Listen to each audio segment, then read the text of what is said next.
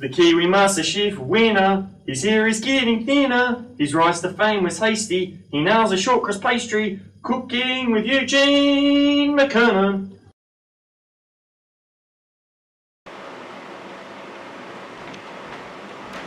Howdy guys, welcome to the third episode of Cooking with Eugene McKunnon. Today is a masterclass session on how to cook the perfect steak. I'd just like to say a big cheerio first though to a few of the people that have jumped on board for our sponsorship for this special episode.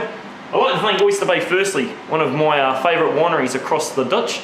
They've actually sent me across the Dutch to Australia here to cook today, but due to the inclement weather outside here in Brisbane, we've had to come inside away from the barbecue over here to the nice Guess grill section that we're going to cook on. I'd also like to thank Arnott's. They're going to be helping out with our last segment, thanks to one of the regular emailers, the Sloth. And our last link, Master Foods, who have kindly donated a few nice mustards that we're going to show you what will go with the steaks. Now, firstly, I'm just going to show you a few cuts of meat that we're going to use. The first one is the Scotch fillet, which is used mainly in dishes like steak Diane, which steak Diane sauce is like a Worcestershire sauce, a little bit of cream, a little bit of mushrooms, a bit of cracked pepper. And then we got here, this is the sirloin fillet, just one that you'd normally barbecue, just a regulation fillet. You might use that also for a few gourmet dishes when you want to use like a red wine jus, if you will. And the last one, T-bone. How could you go past the T-bone, one of the Aussies' favourite steaks of choice? So what we're going to do first, one of my specialties when it comes to cooking steaks, you've got to get the Herald Holt. You've got to get the Herald Holt. Bit of just grinding that over the top. Just adds a little bit of flavour to what you're cooking. The nice, juicy and tender steaks that we've got here, as you can see.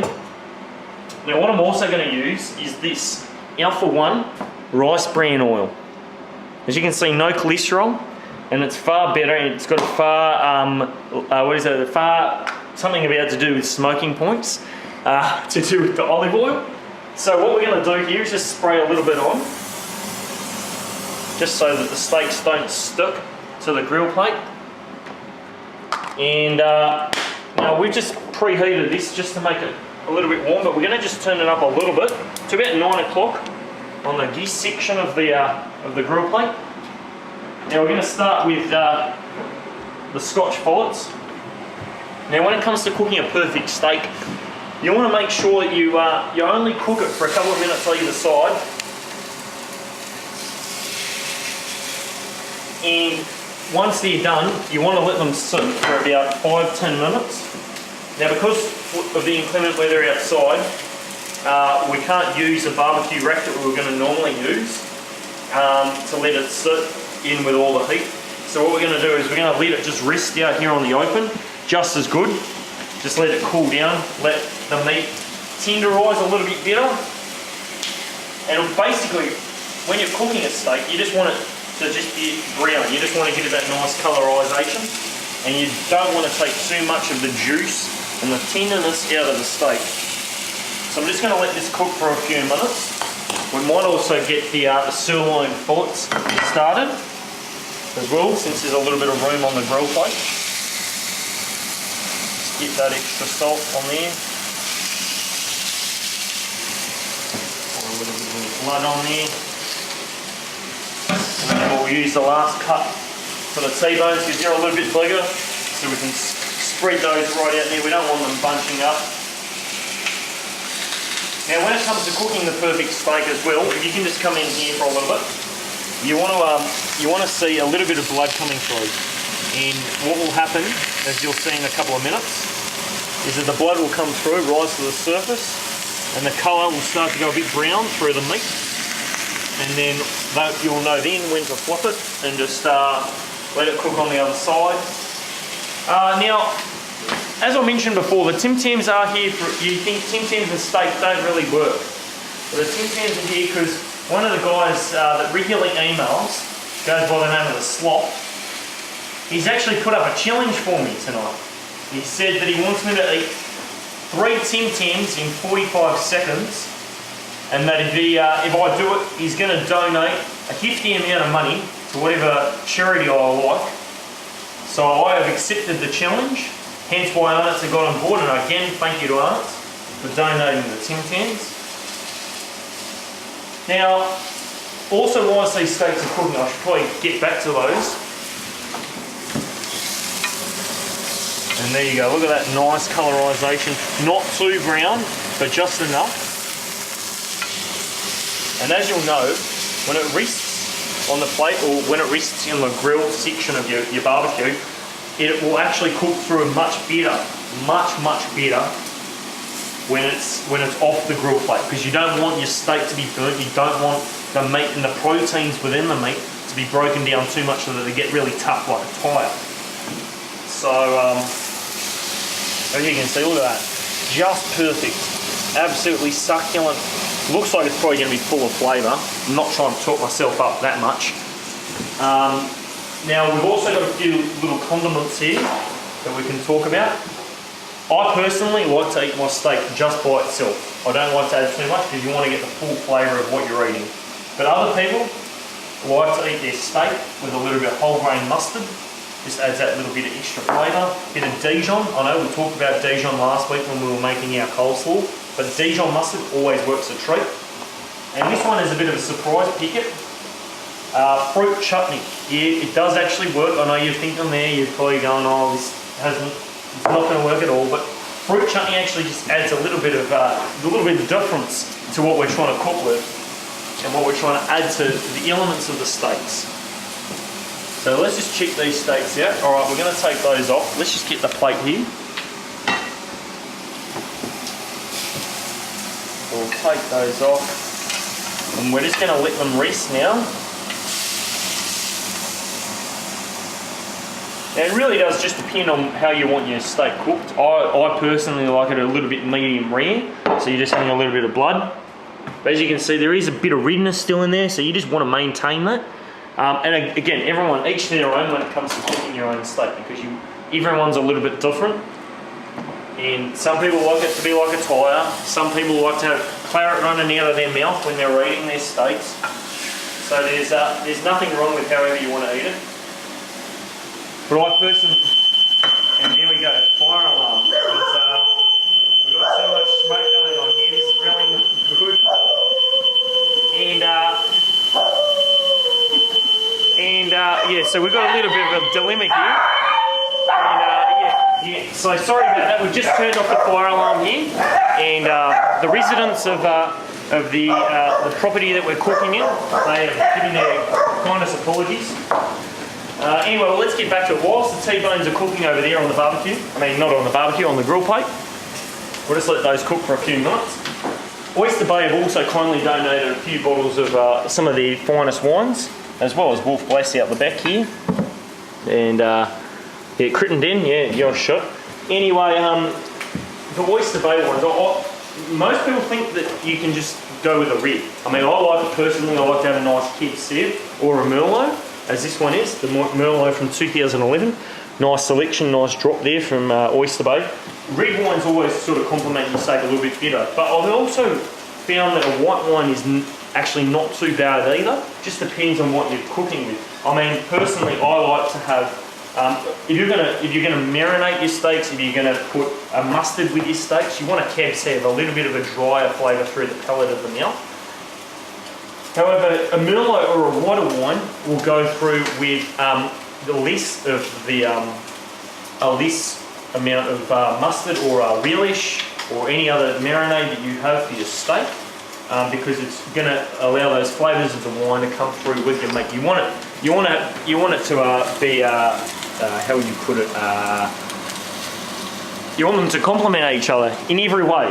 Every way. You don't want the wine overpowering the steak, and you don't want the steak overpowering the wine. So we'll just turn these steaks back over. So yeah, my personal choice would be a Cab Sauv with a nice medium rare steak, but again, each to their own. There's a wide range of selection of wines out there. I mean, you can ask your butcher, you can ask the local wineries, or you can ask your local liquor store, what they think, what they recommend. Sometimes they even have charts up as to what bottles of wine they would recommend for particular types of meat. I mean, mostly, for example, with white wine, you'd mainly eat it with your chickens, and maybe a little bit of pork, a bit of seafood, and then the red meats you'd stick to red wines. But I've also found that the white wine is not too bad myself. So now, as you can see here, there is still a little bit of redness there, but you want to maintain that. You want to try and keep this piece of meat as natural as possible when you're cooking it. And you've got to have a little bit of fat on there, don't you? You've got to have a little bit of fat when it comes to it. Just let those go for about another minute. You can also use olive oil if you wish when it comes to just adding a little bit of extra flavour. As I said, personally, I'm not really a fan of it. Like, I don't want the oil to get away from the texture of what I'm cooking with. And I like to eat a steak that's nice and sort of just simple and very natural when it comes to just having a nice simple dish. Right, so we'll get the plate here.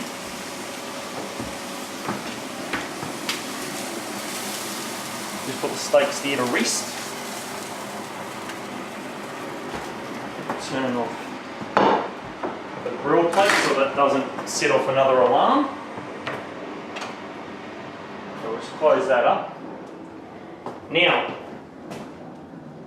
as I said, the Keb Sev, perfect with a nice piece of meat. So I'm going to do a big cheerio to Oyster Bay. And thanks once again for sending me across the ditch. Now, let's get this email segment going. Just wash the hands a little bit, a wee bit with soap. Now, to the sloth. This guy keeps emailing me on a regular basis, so I've now lived up to it, and I'm going to eat these 3 Tim Tams in 45 seconds.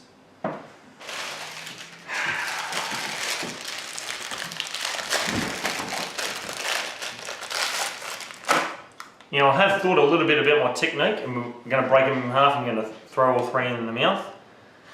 But I think I'm just going to go with all 3 in the mouth, maybe. And just, well, actually, no, I'm thinking one at a time, maybe. Anyway, I'm going to start in... Let's go.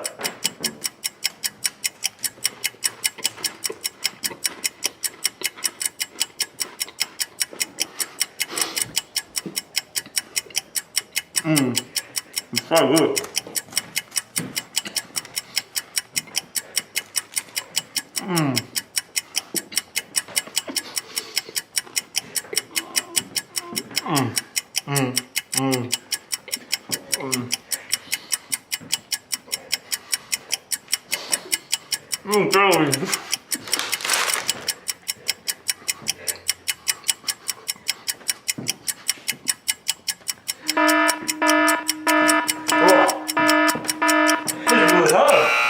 Very difficult.